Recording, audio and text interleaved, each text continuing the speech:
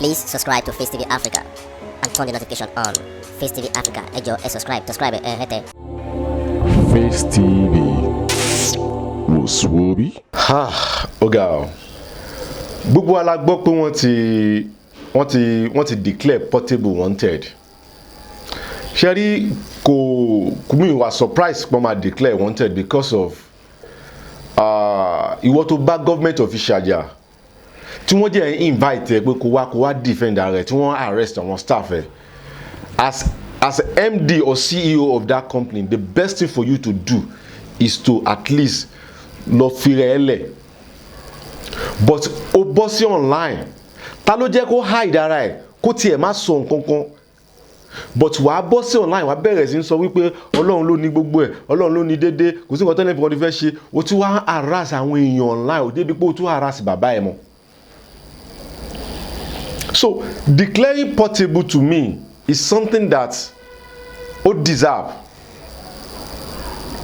ó jẹ́ ní láti learn lesson ẹ̀ torí mo rí pé Portable ti learn lesson ingrate ayé àtọ̀run ni eléyìí ò ń ṣe pé bóyá pé yàn ń tapo sí, but ó ní láti kẹ́kọ̀ọ́ ṣe àmọ́ pé tí yàn bá wà ní position kan tó o bá mọ position yẹn lò tó bá fi ìyà jẹ lórí àwọn nǹkan tó ṣe nínú position yẹn, tó bá ti jẹ ìyà yẹn tán, tó bá ti wo pain tó wà ń bẹ̀, ó máa tún ibẹ̀ yẹn ṣe, á lè mọ position yẹn lò. Torí mi ò rí pé Portable rí pé position tó ń wà ti yàtọ̀ sí position tó ń wà about 5 years or 10 years ago. Torí tó bá mọ̀ ni kò ní máa ṣe àwọn kò ní máa ṣọ̀rọ̀ sọ. Ẹ wo fídíò tó ṣe ní time kan tó ń sọ wípé tí Dàpọ̀ Abíọ́dún bá ti kúrò ńbẹ̀ Yayi ni àwọn kan sọ wípé nǹkan tó kó bá nìyẹn. No, ẹ má jẹ́ ká ti ọ̀rọ̀ politics bọ̀ torí òun náà fẹ́ fi ọ̀rọ̀ politics sí wípé nítorí pé òun support Yayi ló fà á kí Dàpọ̀ Abíọ́dún ṣe orúkọ bẹ́ẹ̀ kó tó bá yọ fídíò yẹn lórí Instagram ẹ̀. Eléyìí ń ṣọ̀rọ̀ politics. Everybody ló mọ̀ wípé Portable is the kind of person tó wà lousy. Ó jẹ́ believe pé tóun bá ti pèyàn síta, tóun bá ti pèyàn ní orí Instagram òun, tóun bá ti pèyàn lórí Instagram òun, everybody ẹni ẹ máa silent kò ní fẹ́ ṣe yàn kan, ohun tó fẹ́ ṣe nìyẹn tó believe pé òun lè ṣe pẹ̀lú government. You can't do that with government. They will deal with you. But the main thing is this. To me, eléyìí ò ń ṣe pé bóyá pé àwọn ìyàwó àwọn tó ṣépè fún ló fà á àbí no, time challenges ẹ dé ni. When you have problem, tó bá mọ problem ẹ lò, wàá succeed, wàá survive ẹ. And that's why àwọn òyìnbó máa ń ṣe sọ wípé problem is not the problem, it's how you react to the problem is the main problem. Torí ẹlòmíì wàá níṣòro, wàá bílí pé ìṣòro yẹn kò lè solve mọ́, tó bá farabalẹ̀ tó wo ìṣòro tó níyẹn, wàá tó bá mọ bó ṣe máa kúrò ńbẹ̀, tó bá fi fúnra ẹ lọ́kàn balẹ̀, wàá kúrò nínú ìṣòro yẹn successfully. Torí without problem, without challenges, you can never successful in life. Problem and challenges, they are one of the instruments of success. But òun wà nínú problem, ó tún dákún problem ara ẹ ni.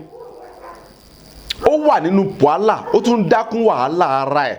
Because I don't understand the reason why you are having problem with Ogun State government, with town planning.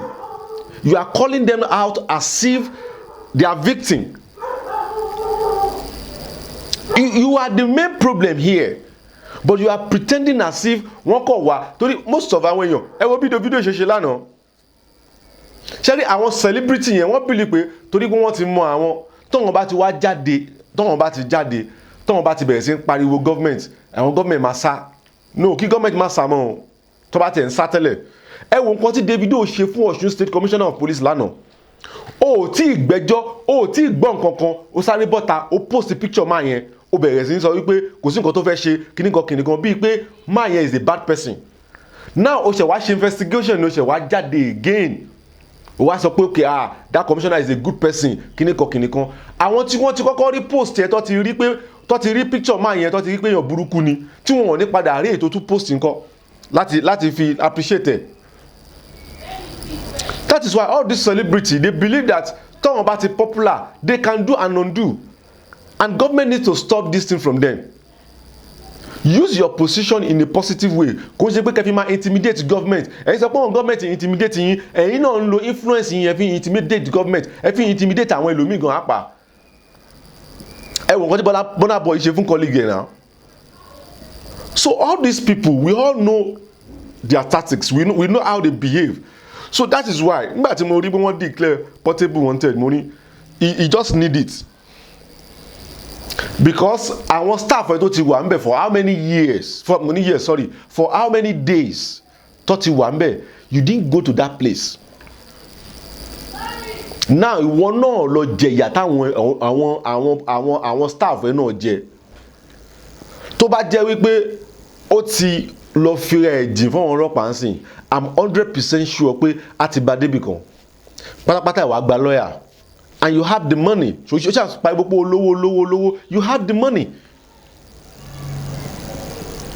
Mi ò mọ̀ bóyá àwọn èèyàn tó wà ní surroundings ẹ̀, mi ò mọ̀ bóyá wọ́n máa advise ẹ̀. Because some people will just come to my comment and say, mo hate Portable. Mi ò hate Portable. Iṣẹ́ ẹ̀rẹ́ máa yẹ kí n tọ̀ yín, kò ń ṣe gbogbo èèyàn tó bá ń ṣe fẹ́fẹ́ yẹ̀yẹ̀ pẹ̀lú ẹ ló like ẹ. Ẹlòmíì harsh pẹ̀lú ẹ, but òun ló like ẹ jù. But some people will not know. Portable is the kind of person tèmi rí wípé ó stubborn, ó believe pé kò sí anybody tóun ò lè sọ̀rọ̀ sí. Because ó mọ̀ wípé Instagram yẹn tóun bá ti pariwo ẹ síta ó máa wà embarrassed.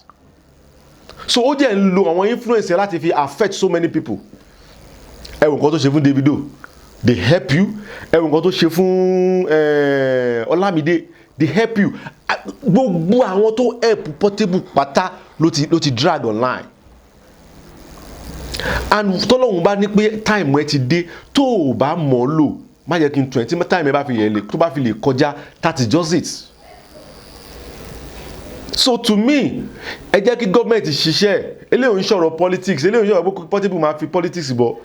Tí ìyá yìí bá sọ pé òun support òun, fine, tó bá lè help ẹ kó help ẹ. Ẹ gbogbo àwọn tí wọ́n dìde tí wọ́n bẹ̀rẹ̀ sí ń ba bẹ̀, ẹ bọ́ ṣá bẹ̀bẹ̀ tó.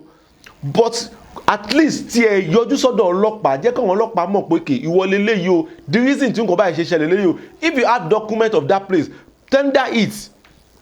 There is no problem about it. Zazu, CEO, Dr. Zenation, many inspiration. I'm the backup. Èmi ni backup ara mi ò ní backup. Àwọn fans mi ló ń cover mi. Ọláolúwa mò ń jẹ. I swear to God who made me. Ológo ló máa ń fún Grammy. I go collect Grammy. God is my pioneer. I swear to God who made me. I blow. I got heat. If I talk, if I shit, ti bá so run. Okay, now I dey drop it for Nigeria. Oh yeah, mo ń shit ní Nigeria. Mo lọ ń ṣọ́ndì ní London. Mo ń jẹun ní Nigeria. Mo lọ ń ṣanwó l'Amẹ́ríkà. Mo ń gbowó, mo ń gbowó. In Canada, I'm a hero. I'm a European. Have you forgotten? Pé mo ti lọ Europe rí. Please subscribe to Face TV Africa and turn the notification on. Face TV Africa, ẹ jọ̀ọ́, subscribe, hete. Face TV was Swoby.